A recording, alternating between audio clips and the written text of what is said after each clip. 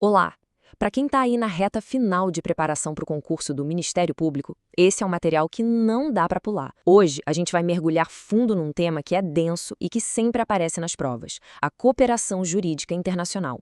Vamos passar pelos conceitos, pela base legal e por aqueles pontos-chave que fazem toda a diferença na hora da aprovação. Para a gente começar, a pergunta que vai guiar todo o nosso papo é essa: num mundo onde o crime não tem mais fronteira, atravessando o planeta em segundos, como é que o Brasil, incluindo o Ministério Público, se articula com outros países para fazer a lei valer? A resposta para isso está toda nos mecanismos de cooperação. E para organizar as ideias, esse aqui é o nosso roteiro. A gente vai começar lá nos fundamentos, depois vamos diferenciar de vez auxílio direto de carta rogatória, entender quem é a autoridade central, ver como isso tudo funciona na prática contra o crime transnacional e, no final, claro, aquela revisão com os pontos que você não pode esquecer para a prova. Então, vamos lá. Primeiro, os fundamentos, porque no direito a gente sabe tudo precisa de uma base sólida, de um alicerce. Vamos entender direitinho de onde vem constitucionalmente toda essa ideia de cooperação jurídica internacional no Brasil. E essa base está toda aqui, olha, no artigo 4º da nossa Constituição Federal. É esse artigo que dita as regras do jogo das relações internacionais do Brasil. Ele fala de prevalência dos direitos humanos, de autodeterminação dos povos e, o que é crucial para o nosso tema, da cooperação entre os povos para o progresso da humanidade. É daqui que tudo parte. Agora, olha que bacana esse conceito do doutrinador Ricardo Perlingero. Ele fala em integração jurisdicional entre Estados. A palavra-chave aqui é integração. Não é só um favor, uma ajuda. É como se fosse uma ponte processual que permite que a justiça de um país trabalhe em sintonia com a de outro para chegar num objetivo em comum. Certo, agora que a gente já tem a base dos princípios e do conceito, vamos para a parte prática. Quais são as ferramentas, os instrumentos que o Brasil usa para botar essa cooperação para funcionar? Vamos ver agora os dois principais. A primeira ferramenta é o auxílio direto. Pensa nele como a via expressa da cooperação. É um canal direto, sabe? Por exemplo, entre o Ministério Público daqui e o de outro país para conseguir um extrato bancário de um investigado. A palavra que define o auxílio direto é celeridade, agilidade, justamente por não precisar passar pelo filtro do STJ. E do outro lado da moeda, a gente tem a carta rogatória. Essa, sim, é um instrumento de natureza jurisdicional.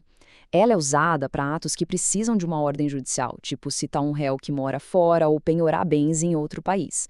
E aqui está a grande diferença. A carta rogatória, obrigatoriamente, passa pelo STJ para receber o famoso exequatur. Então, esse slide aqui resume a diferença que mais cai em prova. De um lado, o auxílio direto, rápido, administrativo, sem precisar da bênção do Tribunal Superior. Do outro, a carta rogatória, mais formal, jurisdicional e que precisa do sim do STJ, o exequatur, para poder ser cumprida. Entender essa tabela é meio caminho andado. E já que a gente falou tanto do STJ, é fundamental entender o que ele faz. O tribunal não julga o caso de novo. Ele faz o que a gente chama de juízo de delibação. O que isso significa? Que ele só faz uma análise superficial, para ver se o pedido cumpre os requisitos legais e se não fere a nossa soberania e a ordem pública. É um controle de legalidade e não do mérito da causa. E olha só o caminho que a carta rogatória faz. Ela chega no STJ. Aí, o tribunal faz essa análise de legalidade. Se estiver tudo certo, ele dá o exequatur, que nada mais é do que a ordem de cumpra-se. Só depois disso é que a carta vai para um juiz federal, que é quem vai de fato executar a diligência aqui no Brasil. Mas espera aí, quem é que organiza todo esse vai e vem de pedidos? Quem é o ponto de contato oficial do Brasil com o resto do mundo? É aí que entra a figura da autoridade central. A regra geral é que essa função é do Ministério da Justiça, por meio de um departamento com nome bem comprido, o DRCI, Departamento de Recuperação de Ativos e Cooperação Jurídica Internacional. Pensa no DRCI como o grande organizador do evento. Ele recebe os pedidos, confere, traduz se for preciso e encaminha para quem tem que resolver, seja aqui ou lá fora. Agora, atenção máxima aqui, especialmente para quem quer ser do Ministério Público. Existe uma exceção super importante a essa regra. Em alguns tratados específicos de matéria penal, a autoridade central não é o Ministério da Justiça, mas sim a própria Procuradoria-Geral da República. E faz todo sentido, né? Já que o MP é o dono da ação penal, nada mais justo que ele atue diretamente em alguns casos. Saber dessa exceção pode ser o seu diferencial. Bom, Agora vamos juntar toda essa teoria e ver como ela se aplica na prática. Como é que essas ferramentas são usadas no dia a dia para combater crimes que não respeitam fronteira nenhuma? O cenário é o que a gente já conhece. A mesma globalização que permite transferir dinheiro para qualquer lugar do mundo em segundos também é usada por organizações criminosas para lavar dinheiro, financiar terrorismo e praticar corrupção em escala global. O direito precisou correr atrás para dar uma resposta a isso. E essa resposta foi sendo construída aos poucos. A gente teve a Convenção de Viena, em 88, focada no narcotráfico.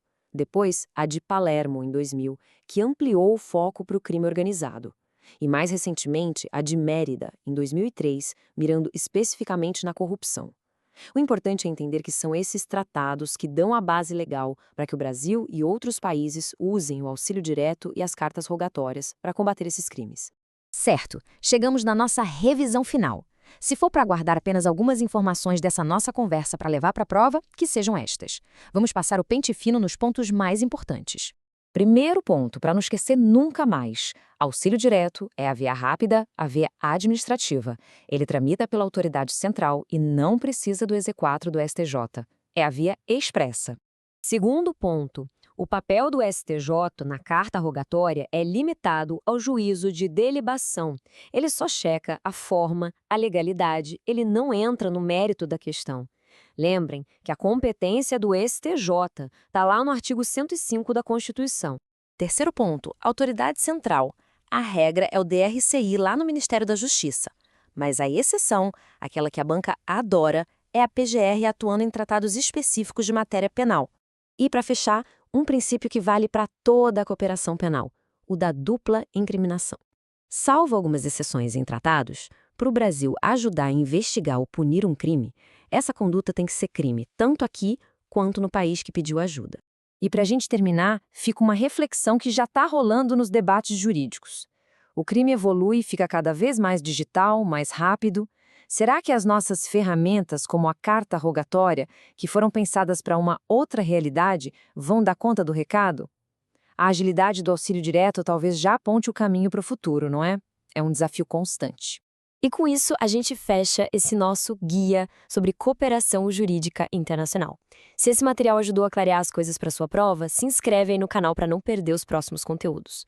O seu like e a sua inscrição ajuda a gente a continuar produzindo material focado na sua aprovação. Bons estudos e até a próxima!